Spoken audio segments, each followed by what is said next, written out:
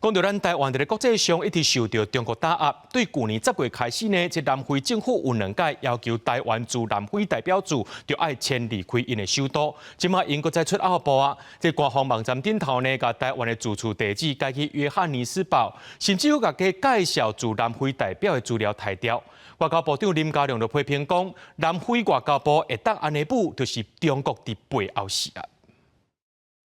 南非外交部持续有这些小动作啦，那想表态，那这个当然大家都知道。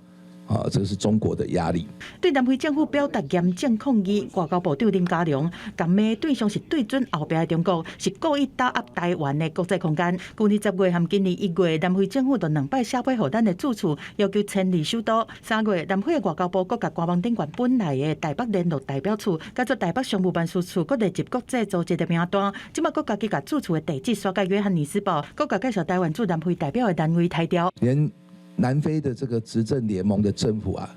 里面的政党也都表达反对南非外交部片面的行动，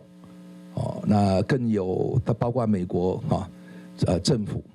那个包括国会议员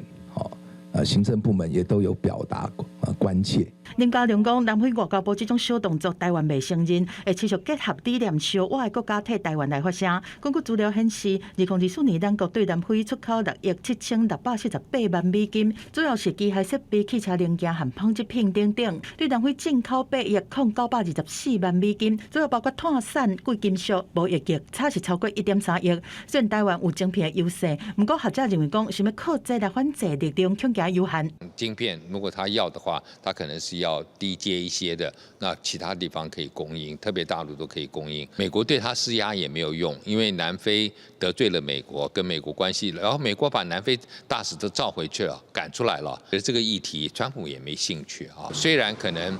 觉得很不爽、很不开心，但是可能如果要有，还是要维持住就是了。台湾外交部的官网赶快是显示驻南非代表处的地址是伫首都普利托利亚，相关联络资讯嘛拢无变。外交部讲，驻南非代表处目前是正常运作，即马等待等对方来回应协商的代志。记者综合报道。